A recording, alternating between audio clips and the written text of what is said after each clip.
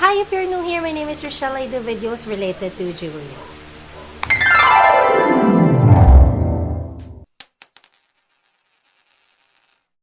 Hello po, good morning sa lahat. And again, disclaimer, for background noise po, andun ng fan, andun ng bebo naglalaro.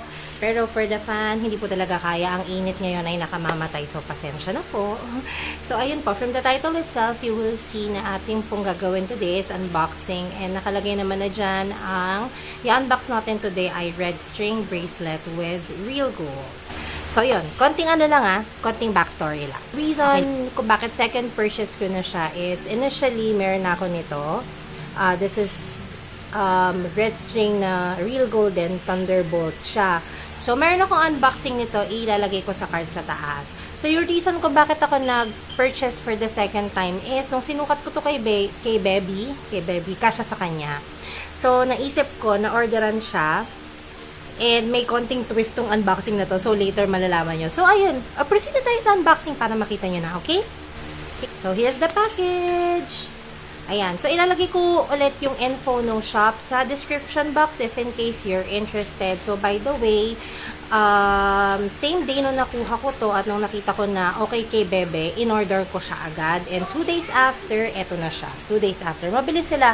Kunyari, in-order mo ngayon, i-ship nila today, depending sa time Kung medyo, ano na yan, yung order mo hapon na, so, the next day nila i-ship, and then after nun, nakuha ko na rin day after. Siguro, it depends sa lugar, kasi nasa Metro Manila ako. So, baka iba-iba talaga siya. Ay, hindi ko na napakita. Ano ba yan? Unboxing pa. So, pagkabukas mo na itong package, ang laman na ito, first one is yung thank you card nila. Again, dito nakalagay yung info nila. This is from My Gold. Dito nakalagay yung info nila, like yung Facebook, yung Instagram, yung meron silang Lazada and may Shopee. Again, I got mine from Shopee, and ito siya, naka-bubble wrap. Ayun, and nga pala, hindi ko nabanggit na so, 2 days after, suot-suot ko to kahit naliligo. Actually, hindi. Ang totoo, pinasuot ko muna siya kay Baby kasi gusto nga siya ni Baby. Ayaw siyang hubarin. So, suot siya ni Baby. Ngayon ko lang siya ulit kinuha dahil nga i-film natin tong video na ito. Kaya kinuha ko sa kanya. Pero, for the past 2 days, she's been wearing these and kahit naliligo and ayaw niya nga hubarin. So, ngayon, kaya ko siya sinuot kasi gusto kong pakita din sa inyo yung comparison. Wait lang, konti na lang. Makapal yung kanilang bubble wrap. And okay naman siya. Again, I can't complain kasi para secure talaga yung stuff nyo inside. So, ayan siya. So, I'm not sure kung ganito lahat ng packaging kasi siguro depende sa jewelry na bibili nyo sa kanila. This is my second time to order. Ayan, wala na siyang laman sa loob. And I got not just 1, but 2! Charis. So, ayun. Itong dalawa na to, wala namang ano. So, pag pinakita ko yung isa, ayun na rin yung design na itong isa. Kumuha lang ako ng dalawa. So, yep, this one is tada! Infinity! So, I got 1 and another one. Ayan. So, konting kwento lang ulit. So, binili ko to si Thunderbolt. Ang kwento ko nga dito is, ang pinagpipilian ko is between Thunderbolt and Cross. First choice ko ang Cross, pero nakwento ko din sa una kong video na kaya hindi Cross yung kinuha ko.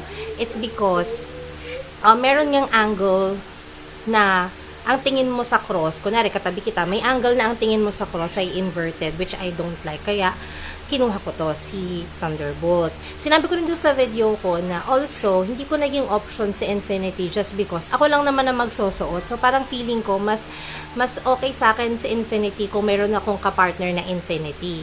Eh, yun nga. Fortunately, nagkasya to kay Bebing. Hindi ko naman nga alam na magkakasya sa kanya, tinry ko lang. So, nung nagkasya to kay Bebing, sabi ko, bibilhan ko siya. Eh, nung naisip kong bibilhan ko siya, sabi ko, parang gusto kong bilhin Infinity. Pero kung siya lang ang meron, gusto ko nga makeup pairing. Kasi parang, kaya ko ito ibibigay sa kanya as her, like, first gold bracelet. It's because, low maintenance, at saka alam mo yun, hindi siya ganun kamahal. Kasi medyo malikot si Bebing te. So, baka mamaya mawala kapag yung solid gold talaga. So, I think it's perfect option for her for now. So, I end up getting not just one, but two. So, twinning kami. Yep. So, yun yung reason. Ang haba ba ng backstory ko. Pero yun yung reason why I got two. So, one for her and one for me.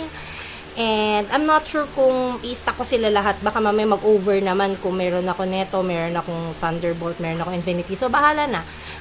Sukatin na muna natin. Pero isa lang muna kasi itong isa kay Baby. Pakita ko sa inyo mamaya kapag kasuot na ni Baby yung Infinity. So, again, yung info nito, red, simple lang po siya na red string bracelet. And, this one is made of 14 karat solid gold. This one. And feeling ko kasi, madali lang din siyang i-maintain. Like, eventually, pag dumating yung time na madali lang paltan yung red string. Kasi, parang yung red string naman, available naman siya. Oh my gosh. Wait lang. Parang mali yung pagkaano ko. Ayun. Perfect. So, naluluwagan siya ng maluwag na ganito. Actually, pag hinila mo siya, ayan. Naluluwagan naman siya ng maluwag. Ayan. Oops.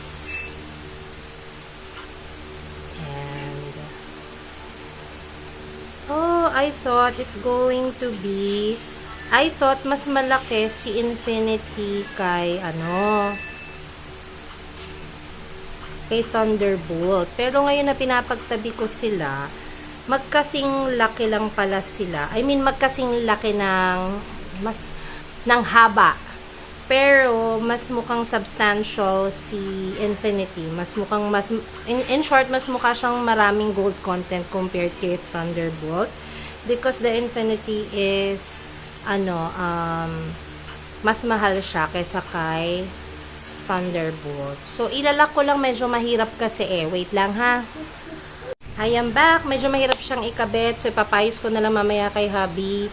Pero, ayun, here it is, side by side. Ayan. So, iniisip ko kung i-wear ko sila tatlo together or magbabawas ako or whatever. Basta bahala na.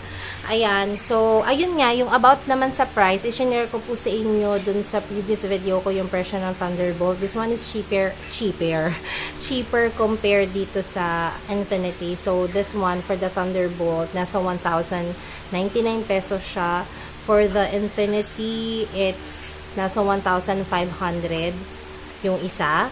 And again, I got two. So, nagkaroon ako ng discount, nagkaroon ako ng voucher for discount.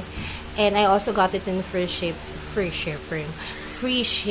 So, ayan, mas nakamura pa din naman. And tulad nga ng sinabi ko, gusto ko talaga mag-matchy-matchy kami ni Bebe. So, ayun, what do you guys think? It's pretty and it's simple. And yun nga, sabi ko, tulad nga na sinabi ko, si Bebe kasi, yung pinaka-gold na jewelry pa lang talaga niya ngayon is yung hikaw niya. Medyo pa ako nasuotan siya ng kwintas at saka ng bracelet kasi nga, syempre, medyo pa siyang kumilos Kumbaga, talagang very carefree pa siya. And ayun, ayoko naman na mawalan siya ng jewelry. Hindi pa naman siya aware doon. So, I think this one is perfect for now. Ayan. And again, suot ko itong Thunderbolt kasi suot to ni Bebe ng naliligo siya. Basta suot niya maghapon. And so far, okay naman siya. And again, parang nga feeling ko, madali naman siyang palitan. Kung kunyari, eventually, papalitan ko tong string na red. Feeling ko, madali naman siyang palitan. So, ayun, that's pretty much our unboxing for today. And after nito, meron pa kaming mga ganap for today. Ayun po. If you have questions, suggestions sa video, recommendation, or kung ano man, you put it in the comment section. Sagutin po natin yan. And, ayun, again, all the info will be in the description box. So, yun po again. Thank you po so much for watching. Stay safe. I will see you on the next one. Bye-bye! Bebu! Say bye-bye! Bye-bye! Ayan. Ito siya kay Bebe. Hayaan nyo na lang po yung asong maingay. Ayan. Ayan. Sobrang init. Gusto niya ipakita na matchy-matchy kami. Dito, Bebo. Dito, Bebo. Pakita mo yung bracelet mo. Ayan. Ayan. Oh, May, ganyan ka lang. Mama din. Ganto ka lang. Ayan, oh. Ganto ka din. The two of us. Matchy-matchy. Matchy-matchy.